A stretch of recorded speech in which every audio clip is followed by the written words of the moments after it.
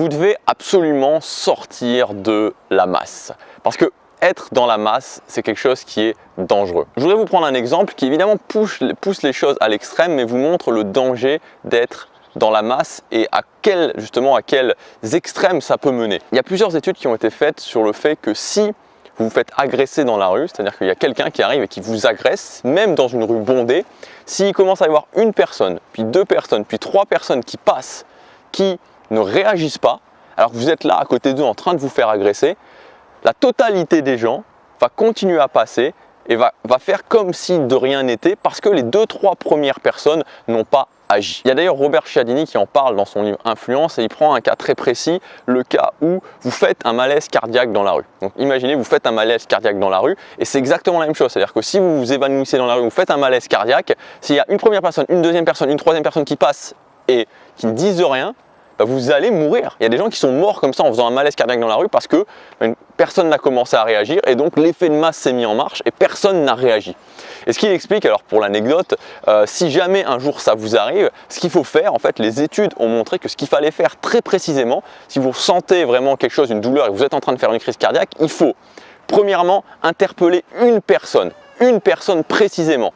Ensuite, faire comprendre, c'est la deuxième étape, à cette personne que c'est bien elle que vous allez interpeller. Donc, dire par exemple, vous monsieur, l'homme au manteau bleu et au chapeau, ça c'est la première chose. Donc, vous interpellez précisément cette personne. La deuxième étape, c'est de lui dire, ok, qu'est-ce qui se passe? Pourquoi vous avez besoin d'aide? J'ai besoin d'aide parce que je suis en train de faire un malaise cardiaque. Et la quatrième étape plutôt, c'est de lui dire concrètement ce qu'il doit faire. Appelez le 112, appelez les secours. Voilà, donc ça, alors évidemment c'est un petit peu compliqué le jour où vous faites un malaise cardiaque de penser à ça, mais c'est concrètement ce que les études scientifiques ont montré, si vous voulez, que vous faites agresser, vous faites un malaise, que quelqu'un fasse quelque chose et que vous soyez sûr que l'effet de masse ne se mette pas en place. Alors bien sûr, c'est un cas extrême, mais ça montre à quel point que rester dans la masse, faire comme tout le monde, parce que tout le monde fait ça, sans se poser de questions, ça mène juste au fait de passer à côté des choses et en général aussi de passer à côté de sa vie. C'est ce que j'appelle moi personnellement la zone de zombification. Et la zone de zombification, c'est se retrouver à faire des choses qui n'ont pas de sens pour nous, être bloqué dans cette zone sans comprendre finalement pourquoi on n'en sort pas, juste en étant rassuré parce que finalement tout le monde fait pareil, alors pourquoi moi non plus je ne ferai pas pareil.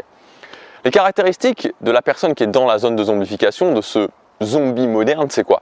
La première caractéristique, c'est qu'il ne sait pas où il va. C'est-à-dire que si vous demandez à une personne dans cette zone, où est-ce que tu te vois dans un an, c'est quoi tes objectifs dans un an, où est-ce que tu voudrais en être dans 10 ans par exemple, je ne sais pas, il ne va pas savoir. Il va peut-être vous donner quelques vagues choses, mais rien de bien concret. Donc le zombie moderne, c'est quelqu'un qui est comme un train fou en fait, c'est-à-dire qui va, on ne sait pas trop où, voilà, qui est souvent dans le métro, boulot, dodo, qui fait des choses qui ne l'inspirent pas au quotidien, pour aller où, il ne sait pas. Concrètement, il ne sait pas. Ça, c'est la première caractéristique. La deuxième caractéristique du zombie moderne, c'est le fait de ne pas avoir de contrôle sur lui-même. C'est-à-dire que même s'il trouvait la force d'avoir une idée de où est-ce qu'il pourrait aller, il n'a pas suffisamment de contrôle pour prendre des actions.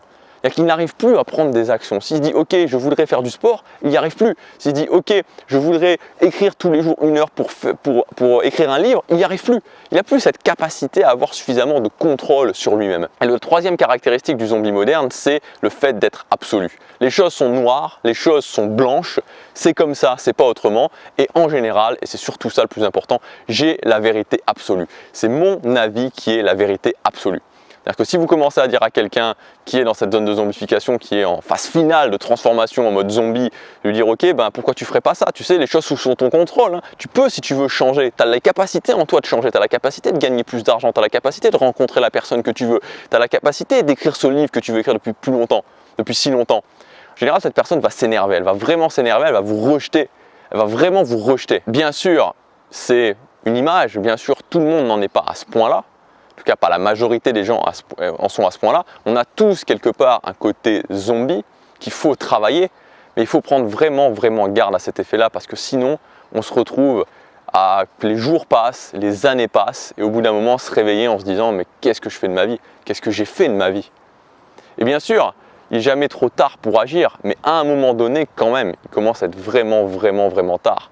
Quand on a 70 ans, quand on a 80 ans, qu'on a vraiment notre corps qui est fatigué, là il est trop tard. Sauf que la difficulté, c'est que quand on est dans la zone de zombification, et plus on rentre profondément dans cette zone de zombification, plus on est cerné par des peurs. Plus on a des peurs qui nous empêchent d'agir. Et on peut essayer de commencer à agir, mais non seulement il y a ces peurs qui sont là, et ensuite il y a tous les autres zombies qui vous retiennent. Peut-être que vous avez déjà essayé de prendre des actions, peut-être que vous avez déjà essayé de faire des choses différentes, et qu'à ce moment-là, vous avez vos amis qui sont là, qui vous disent « n'en fais pas trop », ou « non, n'écoute pas ces gens-là, n'écoute pas ces vendeurs de rêves, n'écoute pas ces gens qui ont réussi parce qu'ils avaient de la chance, ils avaient un truc, et toi tu peux pas, toi tu n'en es pas capable ». Ils vont vous sortir tout ce genre d'arguments qui sonnent un petit peu, enfin qui sont rassurants à écouter. C'est très rassurant, ça fait du bien des fois. Ça fait du bien quand vous dites ok, je voudrais atteindre cet objectif mais j'y arrive pas, et quelqu'un vous dit n'en veux pas trop dans la vie, tu sais, il faut se contenter de ce qu'on a. Quelque part on se dit ah mais ouais, c'est vrai qu'il faut se contenter de ce qu'on a, peut-être que c'est pas le bon chemin, peut-être que je dois rejoindre tous les autres zombies. Il va falloir aller au-delà de ces peurs, il va vous falloir de la force mentale, beaucoup de force mentale pour être dans la capacité de vous engager, de prendre l'engagement et de parvenir dessus, malgré la résistance que vous allez avoir, malgré les difficultés, malgré toutes les autres personnes qui vont essayer de vous rassurer en vous disant ok, n'en fais pas trop, et tout ce genre d'arguments, et de vous maintenir dans cette zone. Il faut que vous ayez suffisamment de force mentale pour quand même agir et que vous puissiez aller au-delà de vos peurs. Et pour moi, le meilleur moyen quand on veut justement sortir de cette zone de zombification, qu'on y soit un peu ou beaucoup, quand on se dit à un moment donné qu'on fait le bilan et qu'on n'est pas content de sa vie, c'est pas de se mettre devant la plage et de regarder la beauté des vagues qui arrivent et qui repartent, de penser gratitude et tout ce genre de choses. C'est sympa de faire ça, c'est très sympa, mais ça ne va pas vous aider. Ça ne va pas vous aider, ça ne va pas vous faire avancer. Vous pouvez regarder la mer pendant 10 ans, dans 10 ans vous en serez toujours au même point.